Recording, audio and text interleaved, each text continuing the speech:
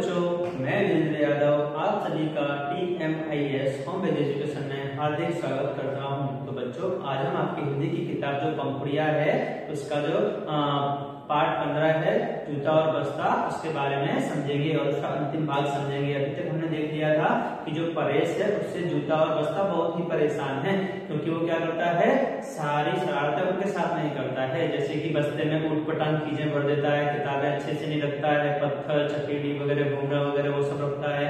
और उसी तरीके से जूता भी उससे परेशान है, क्योंकि वो क्या करता है, जूतों को पहन के यहाँ वहां ठोकरें मारता है, चलते फिरते पत्थरों में चोट लगा मारता है और दीवारों में लाते मारता है, और क्या करता है, उसे पहनकर कीचड़ में चलता है। तो इस तरीके से दोनों क्या है, अपनी व्यथा एक दूसरे को सुनाते हैं। तो अब हम इसके अंतिम भाग में समझेंगे आगे वो क्या होता है। उसके बाद बस्ता कहता है कि हाँ दोस्त, मैं भी इतना मेला हो गया हूँ, बुरा तो लगता है, पर चोरी वाली बात तो मेरे गले से नीचे ही नहीं उतरती। यहाँ पे जब जूता उसे अपनी चोरी के बारे में बताता है तो बस्ता भी कहता है, हाँ दोस्त तुम बिल्कुल सच कह रहे हो, बाकी सब बात तो ठीक है, लेकिन चोरी करना तो बहुत ही बड़ा गुनाह है, बहुत ही बड़ा पाप है। बाकी सब गुनाह एक तरफ और चोरी का गुनाह एक तरफ, चोरी करना तो बहुत ही बड़ा पाप माना जाता है। तो ऐसा तो परेश को नहीं करना चाहिए। आगे क्या होता है, चलिए हम देखते हैं।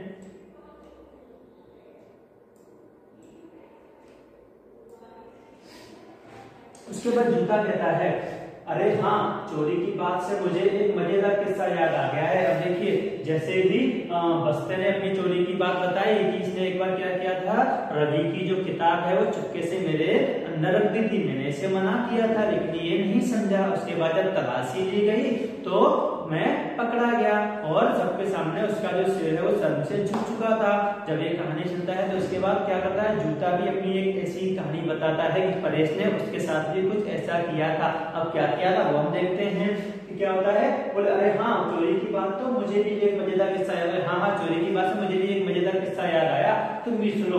क्या होता है, तब परेश की चोरी में मुझे भी शामिल होना पड़ा था। बोले, एक बार क्या हुआ था, परेश ने एक और ऐसा काम किया था तो उसकी चोरी में मुझे भी शामिल होना पड़ा था। मेरा भी उसमें हाथ था। इस तरीके से जूता कहता है क्या हुआ था, एक दिन परेश ने बबलू के 2 कंचे छिपाकर अपने दोनों जूते यानी मुझ में आगे की ओर रख दिए। एक दिन क्या करता है कि जो परेश है वो क्या करता है कि बबलू उसका दोस्त है, उसके कांचे जो खेलते हैं ना, आंटी से लखोटी कहते हैं, वो चुपचाप 2 चुरा लेता है और उसे क्या करता है, मेरे अंदर मतलब उसके जो जूते हैं उसके अंदर चुपचाप छुपा के रख लेता है। वहां पर उसे आगे की ओर मतलब जूते में आगे की ओर छुपा के रख लेता है। चलने में उसे तकलीफ तो हो रही थी। अब वो जब कंचे अंदर रखे थे जूतों में आगे की तरफ, तो सीधी सी बात, चलने में तकलीफ तो होगी। तो जूता कहता है उसने मुझ में छुपा के तो रख दिए और उसे चलने में तकलीफ मतलब परेशानी तो हो रही थी, लेकिन फिर भी वो चल रहा था। आगे क्या होता है, पर उससे भी ज्यादा शारीरिक और मानसिक कष्ट मुझे था, पर उससे ज्यादा परेशानी तो मुझे हो रही थी, क्योंकि उसने जिन कांचों को जो अंटियां हैं लकड़ी उसे मुझ में छुपा के आगे की तरफ रखा था, और उससे तो परेशानी हो ही रही थी। उससे ज्यादा मुझे शारीरिक और मानसिक मतलब शरीर से और दिमाग से ज्यादा परेशानी तो मुझे हो रही थी, ऐसा जूता कह रहा है। आगे क्या होता है, पता है मैंने क्या शैतानी की, जूते के आगे की तरफ जहां उसने कंचा छिपाया था मैंने वहीं से अपना मुंह खोल दिया और धीरे से कंचे बाहर निकाल दिए। अब वो कह रहा है, बोले जैसे उसने मेरे साथ शैतानी की वैसे मैंने भी शैतानी की। मैंने क्या शैतानी की, उसने जो अपनी जो 2 कंचे थे वो जूते में आगे की तरफ रखे थे, तो मैंने क्या किया, अपना मुंह आगे से खोल दिया, चुपचाप खोल दिया, और वहां से क्या हुआ, जो 2 कांचे रखे थे वो चुपचाप मैंने उनको बाहर निकाल दिया। यहाँ पे क्या करा, अपना मुंह खोल दिया और धीरे से कांचे बाहर निकाल दिए। जब घर आकर परेश ने कंचे निकालने के लिए मुझे उतारा तो कंचे ही गायब थे। अब सीधी सी बात है, रास्ते में जूते ने अपना मुंह खोल के और आगे से वो जो 2 कांचे उसने चुरा के रखे थे वो चुपचाप निकाल दिए और परेश को पता नहीं चलने दिया। तब जब वो घर आकर अपने जूते उतारता है और उसमें अपने कंचे चेक करता है, जो चुराए थे वो उसमें नहीं थे। आगे क्या होता है, जूतों को आगे से मुंह खुला देखकर परेश क्या होता है, का मुंह खुला का खुला ही रह गया। जब उसने देखा कि जो जूता है उसका आगे से मुंह खुल चुका है और वहां से जो कंचे ने छुपा के रखे थे वो निकल चुके हैं, तो उसका मुंह क्या होता है, देखने से मुंह खुला का खुला रह जाता है, मतलब परेशान हो जाता है।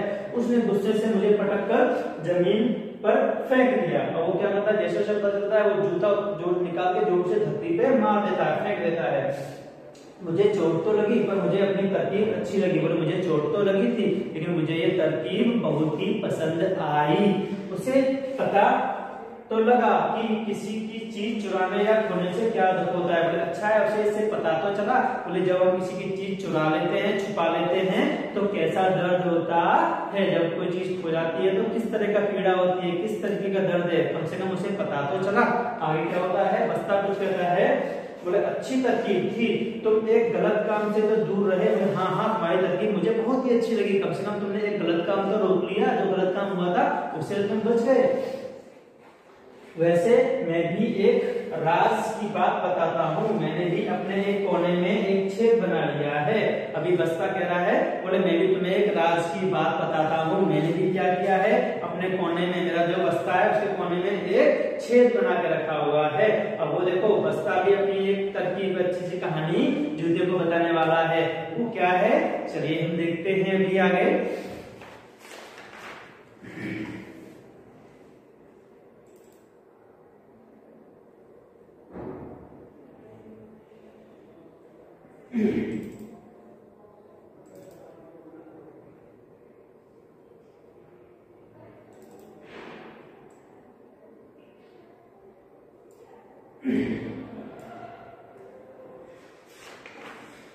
यहाँ पे देखा कि इसके बाद कहता है, बस्ता कहता है हाँ अच्छी तरकीब है, बहुत अच्छी तरकीब है, तो तुम एक गलत काम से तो कम से कम बच गए। अब क्या करता है, वैसे मैं भी एक राज की बात बताता हूँ, मैंने भी क्या किया था, अपने एक कोने में एक छेद बना लिया है। अब बस्ता अपनी कहानी बता रहा है, मैंने भी तुम्हारी तरह एक तरकीब लगाई है, चलो बताता हूँ। पता है क्या, पता है क्यों, जब जरूरत से ज्यादा मुझ में ठूस ठूस कर सामान भर दिया जाता है तब न केवल कॉपियां किताबें फटने लगती हैं बल्कि मेरी सांस भी अटकने लगती है। अब यहाँ बस्ता कह रहा है, बोले मैंने भी एक तरकीब बना के रखी है, मैंने भी क्या किया है कि जो प्रेस का बैग है उसमें लास्ट में मैंने क्या किया, एक छोटा सा छेद कर लिया है। जब मुझमें चीजें ठूस ठूस कर दबा दबा के भर दी जाती हैं तो मैं उस छेद से क्या करता हूँ, सांस लेता रहता हूँ और क्या करता हूँ, वहां से जो सामान ज्यादा है उसे धीमे धीमे निकालता रहता हूँ। केवल कॉपियां किताबें फटने लगती हैं बल्कि मेरी सांस भी अटकने लगती है। जब वो कह रहा है, जब उसमें ज्यादा किताबें भर देता है, ठूस ठूस के भर देता है, तो मुझे क्या होता है, सांस लेने में दिक्कत आती है। और उससे क्या है, जो उसमें किताबें कॉपियां रखी होती हैं वो भी फटने लगती है। सीधी सी बात है, जब हम स्कूल में बैग लेके आते हैं उसमें जबरदस्ती चीजें ठूस ठूस के भर देते हैं तो उससे क्या होता है, किताबें फटने लगती हैं। समझ में आ रहा है। तो उसके बाद आगे क्या होता है कि तब मैं इस खुले छेद से ताजी हवा पा लेता हूँ और जरूरत ज्यादा भरा होने पर एक दो छोटी मोटी चीजें नीचे भी गिरा देता हूँ। उसके बाद क्या कहता है, बोले हाँ मैंने भी अपनी तरकीब लगा के रखी है, मैंने एक छोटा सा लास्ट में हॉल छेद करके रखा हुआ है। जब मेरे अंदर ज्यादा चीजें भर दी जाती है, जब मेरी सांस रुकने लगती है, मुझे सांस लेने में परेशानी होती है, तब मैं वहां से उस छेद में से सांस लेने लगता हूँ और कुछ छोटी मोटी चीजें हैं वो उस छेद से, उस हॉल से बाहर की ओर निकाल देता हूँ। और क्या होता है, वो दोनों आपस में हंसने लगते हैं। आगे क्या होता है, जूता कुछ कहता है, जूता क्या कहता है, ठीक करते हो भाई, इसके अलावा हमारे पास और कोई उपाय भी नहीं है। बोले हाँ हाँ भाई तुम बिल्कुल सच कह रहे हो, इसके अलावा हमारे पास और कोई उपाय भी नहीं है और कुछ युक्ति भी नहीं है जो हम कर सके। जब मेरा खुला मुंह और तुम्हारा छेद बड़ा होता जाएगा तब मजा आएगा। अब यहाँ पे जूता कह रहा है, बोले मेरा खुला हुआ मुंह मतलब मेरा जो आगे का मुंह धीमे धीमे खुलता जाएगा, बड़ा होता जाएगा, और तुमने जो अपने बैग में लास्ट में जो छेद करा वो बड़ा होता जाएगा, तब मजा आएगा। मजा कैसे आएगा, हम सचमुच में परहेज का बुरा थोड़े ही चाहते हैं, हम तो उसकी आदतें सुधारना चाहते हैं। बोले हमें परहेज का बुरा करने में कोई मजा नहीं है, हम तो चाहते हैं कि वो सुधर जाए और अच्छे रास्ते पे चले, इसलिए उसका भला चाहते हैं, उसके भलाई के बारे में हमेशा सोचते रहते हैं। बस्ता कहता है तुम बिल्कुल ठीक कहते हो, परहेज को सुधारने का एक छोटा सा उपाय मुझे भी सूझा है। अब यहाँ पे क्या है, बस्ता कहता है हाँ तुम बिल्कुल सच कह रहे हो, परहेज को सुधारने का एक छोटा सा उपाय मुझे भी सूझा है। और वो उपाय क्या है, चलिए देखते हैं हम।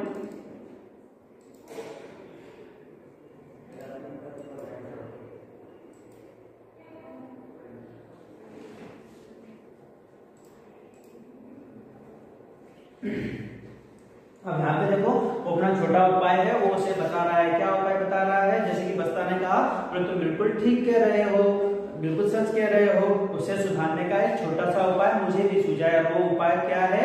वो देखिए बस्ता जूते को बता रहा है। तुम्हारी गंजे वाली घटना को सुनकर समझ आया है, मैं भी अपना छेद बड़ा कर लूंगा और चोरी की गई चीजें को सबके सामने तुरंत गिरा दूंगा। अब बस्ता कह रहा है जिस तरीके से तुम आगे से अपना मुंह धीमे धीमे बड़ा करते जा रहे हो, उस तरीके से मैं भी क्या करूंगा, जो मेरे अंदर छोटा सा छेद है उसे धीमे धीमे बड़ा करता रहूंगा और उसमें जब परेश चोरी की चीजें रखा करेगा तो मैं उसमें चुपचाप से उसे बाहर निकाल के गिरा दिया करूंगा। इस तरीके से बस्ता जूते को बता रहा है और मैं भी अपना छेद बड़ा कर लूंगा और चोरी की गई चीजें सबके सामने तुरंत गिरा दूंगा। जब परेश कोई भी चीजें चुरा के मेरे अंदर रखता है तो मैं उसे क्या किया करूंगा, तुरंत सबके सामने पीछे वाले जो बड़े छेद है उसमें से निकाल के बाहर गिरा दिया करूंगा।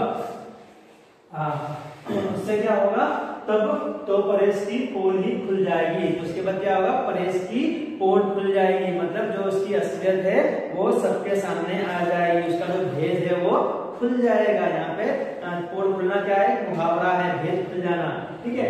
आगे क्या हो जाएगा, सबके सामने उसकी चोरी ही पकड़ी जाएगी और इससे क्या होगा, वो जो चोरी करता है, जो चोरी करने का उसका काम है वो सबके सामने आ जाएगा और उसका जो भेद है, उसकी जो पोल है, वो जो करता है वो सबके सामने आ जाएगा और वो पकड़ा जाएगा। जब बच्चों को सबके सामने कान पकड़कर उठक बैठक लगानी पड़ेगी, क्यों, कैसी रहेगी ये तरकीब, तब पता चलेगा। मतलब जब उसकी चोरी पकड़ी जाएगी और उसने कक्षा में सबके सामने कान पकड़कर उठक बैठक करना पड़ेगा, तब उसे पता चलेगा कि चोरी करना कितना बड़ा गुनाह है। क्यों, सच कह रहे हो ना, ये तरकीब अच्छी है ना। तो इस तरीके से क्या है, जो बस्ता है वो जूते को कहता है और दोनों हंसने लगते हैं। जैसे ही हंसते हैं, जूता क्या कहता है, चुप, किसी के आने की आहट आ रही है, कोई हमारी बात ना सुन ले। जैसे ही ये दोनों यहाँ पे बातें करके हंसने लगते हैं, उतने में जूते करता चुप चुप चुप चुप हो जाओ, लगता है कोई आ रहा है, हो सकता है परेश आ रहा हो और वो हमारी बातें कहीं सुनना ले, हमारी आहट कहीं सुनना ले। इससे क्या होगा, उसे पता चल जाएगा। तो बच्चों, ये डॉक्टर बदुलबंद ने बहुत ही अच्छी कहानी लिखी। यहाँ पे हमें उसने बताया है कि हमें हमारे बस्ते का और जूते का किस तरह इस्तेमाल करना चाहिए। जिस तरीके से हम अपने आप का ध्यान रखते हैं, उसी तरीके से हमें भी अपने जूतों का और बस्ते का ध्यान रखना चाहिए। बस्ते में फालतू की चीजें जो नहीं काम की है वो सभी चीजें हमें रखनी चाहिए नहीं। हमें हमेशा टाइम टेबल के अनुसार जितनी किताबों और नोटबुकों का इस्तेमाल किया जाता है वही किताबें और नोटबुक रखना चाहिए, उसे ज्यादा वजनदार या भारी करना चाहिए नहीं। उसी तरीके से हमें अपने जूतों को भी ख्याल रखना चाहिए। आते जाते हमें कभी ऐसे ठोकर मारकर उसे चोट पहुंचानी चाहिए नहीं और उसमें फालतू की चीजें चुरा के रखनी चाहिए नहीं। चोरी भी करना बहुत ही बड़ा पाप माना जाता है और कभी कभार हफ्ते में एक आध बार अपने जूतों पर पॉलिश करके उसे चमका के रखना चाहिए, जिससे क्या है वो देखने में अच्छा लगे और उसकी जो जिंदगी है वो और आगे बढ़ती जाए। तो बच्चों, मैं आशा करता हूँ आपको यह पाठ बहुत अच्छा लगा होगा, बहुत मजा भी आया होगा, आपने इसे अच्छी सीख भी सीख ली होगी। आगे से आप अपने बस्ता और जूते का ध्यान रखोगे। मैं नहीं चाहता कि आपका बस्ता और जूता भी इसी तरीके से आपस में बात करके आपकी जो बुरी बातें हैं वो आपस में बात करें, ठीक है। तो आगे से आपको इस चीज का ध्यान रखना है। यदि इस पाठ में आपको कहीं कुछ समझ में ना आया हो, कहीं कुछ डाउट हो, तो आप मुझे पूछ सकते हैं।